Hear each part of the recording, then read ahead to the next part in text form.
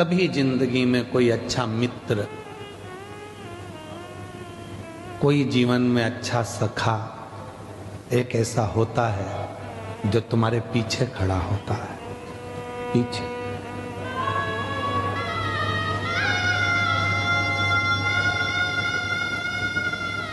कोई जिंदगी में कोई अपना एक ऐसा हो जाता है जो तुम्हारे पीछे खड़े होकर तुम्हें हिम्मत देता है, घबराना नहीं, मैं हूं।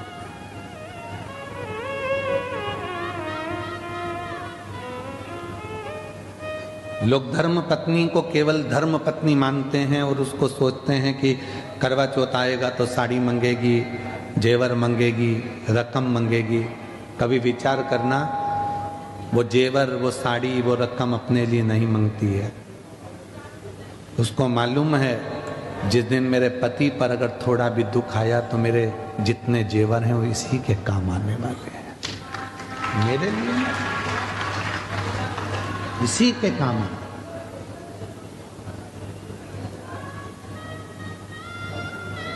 स्नेह कोई चाहने वाला अगर मिले, फिर निवेदन करूंगा, प्यार में धन नहीं होता, प्यार में पैसा नहीं होता, और प्यार चेहरा देखकर नहीं होता।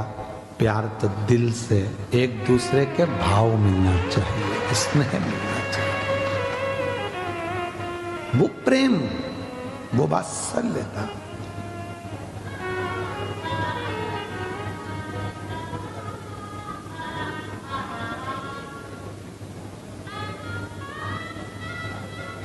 हम जिन मित्रों की किताब लेकर पढ़ते थे, हम जिन मित्रों के कपड़े पहनकर स्कूल चले जाते थे, उन मित्रों के भी रिश्तेदार कहते थे तेरे कपड़े मत दिया कर इसको।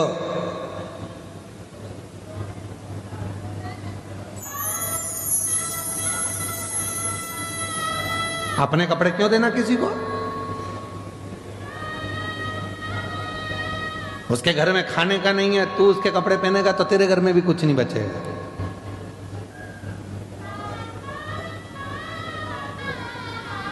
मत देना इसको कपड़े। अपनी किताब क्यों देता है? बहुत सारे मिलते थे, फिर भी एक हमारा मित्र ऐसा था कि वो चुपचाप से स्कूल के बैग में कपड़ा फंसा कर लाता था, शर्ट, और लाकर दे देता था, आज ये वाली शर्ट पहन के चले जाना एग्जाम में, तेरी क्लास अलग है, मेरी क्लास अलग है, चले जा। कोई चाहने वाला चाहिए, जो धन, उस समय पर धन नहीं था तो भी तो प्यार करने वाला था, प्रेम करने वाला था। कोई चाहने वाला चाहिए, स्नेह करने वाला चाहिए, जो प्रेम धन से।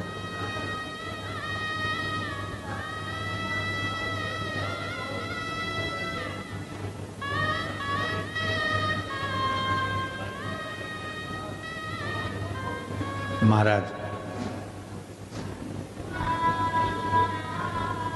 जब स्नेह पार्वती जी ने देखा शिव जी को कि शंकर भगवान विष पीने की तैयारी में है, पार्वती जी ने विचार कर लिया मेरे पति विष पिएंगे, मैं क्या करूं? आद्य शक्ति जगत जननी जगदम्बा दुर्गा भवानी जैसे ही शिव विष पी रहे थे, पार्वती जी उनके कंठ में जाकर बैठ गई। मां पार्वती कंठ के अंदर विष को नीचे उतरने ही नहीं दिया। उतरता तो मरते ना, उतरा ही नहीं। पार्वती कंठ में बैठी है, वो विष उसी गले में घूम रहा है, नीचे नहीं जा रहा। अगर विष नीचे चले जाता तो शंकर पूरे नीले पड़ जाते, पर उनका केवल कंठ नीला पड़ा, इसलिए नीलकंठ महादेव हो। नीचे ही नहीं गिरने दिया, विष को जाने ही नहीं दिया, कंठ पर रोक दिया। मेरी जीजियों, मेरे जीजाओं, घर की एक धर्म पत्नी केवल ऐसी होती है, तुम्हें लगता है कि वो घर में रहती है तो बहुत ऐश और आराम की जिंदगी जीती है। तुम दुकान पर सर्विस में नौकरी पर रहते हो तो तुम्हें लगता है कि मैं ही थकता हूं, केवल मैं ही थक रहा हूं और वो ऐश की जिंदगी जी रही है।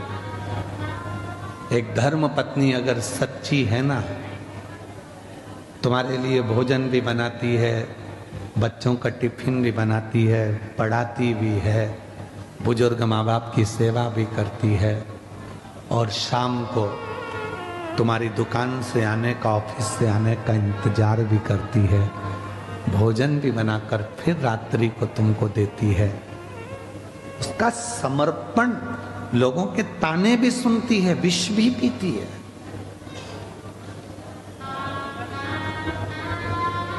वो सच्ची धर्म पत्नी। केवल विवाह हुआ, शादी हुई, एक आध बच्चे हो गए, जरा सी बात खड़ी हो गई और उसके पीछे तलाक हो रहा है, तो समझ लेना कि तुमने अपनी जिंदगी को भी सही जिया ही नहीं। और तुमको लगता है कि इस लड़के से तलाक ले लूंगी, दूसरी शादी कर लूंगी, या मैं इस लड़की से तलाक ले लूंगा, दूसरी शादी कर लूंगा। हो सकता है कि आने वाला समय कैसा, उसको निभाओ, समझो क्यों विवाद हो रहा, किस चीज के लिए, थोड़ा निभाओ, साधु। हाँ, कोई धन का ही मीत है, पैसे से ही प्रेम है, तो फिर तलाक भी हो सकता, पर धन का मीत नहीं है, केवल प्यार चाहता है, केवल प्रेम चाहता है, तो फिर पैसे को बीच में मत लाना, धन बीच में।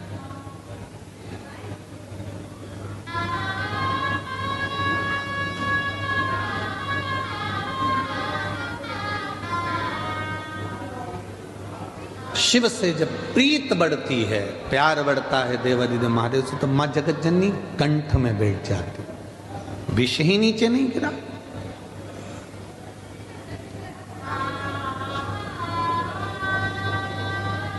थोड़ा सा 2-4 बूंद नीचे गिरा तो मेरे नंदी ने उसको साफ कर दिया,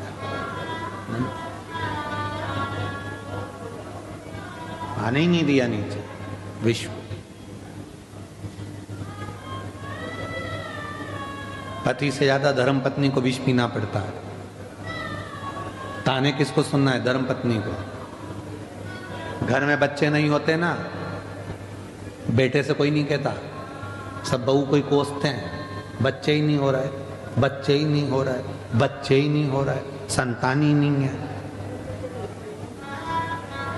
पति को कोई बांझा नहीं कहता, औरत को ही लोग बांझ कहते हैं। पति का तो कोई नाम ही नहीं लेता, कि कभी आज तक सुना कि इसको बच्चे नहीं होते, बांझा है।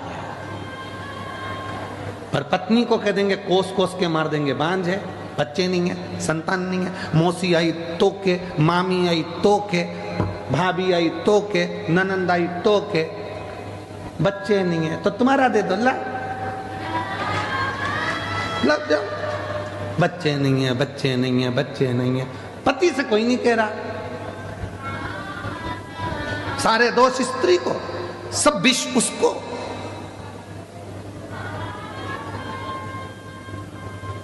खाने में नमक नहीं डाला, इसको तो आता ही नहीं है। अरे भाई नहीं डाला कोई बात नहीं, भूल गई होगी इतने काम में। नमक की कटोरी तेरे पास में रखी है ना, डाल ले, चम्मच से हिला ले, और जितना ठूसना है ठूस ले। काय को माता बच्ची करती, नमक नहीं डाला, उसके प्राण खा रही, इसको तो बनाना ही नहीं आता, इसके बाप के घर से कुछ सीख के ही नहीं आई। आई सीख के मुंह चलाना, चलाए चलाए